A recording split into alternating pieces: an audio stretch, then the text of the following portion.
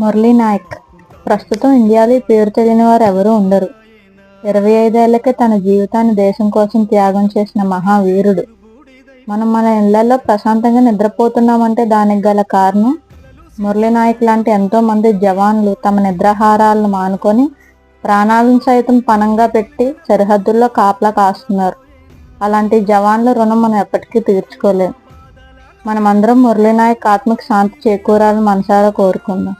Jai Hind.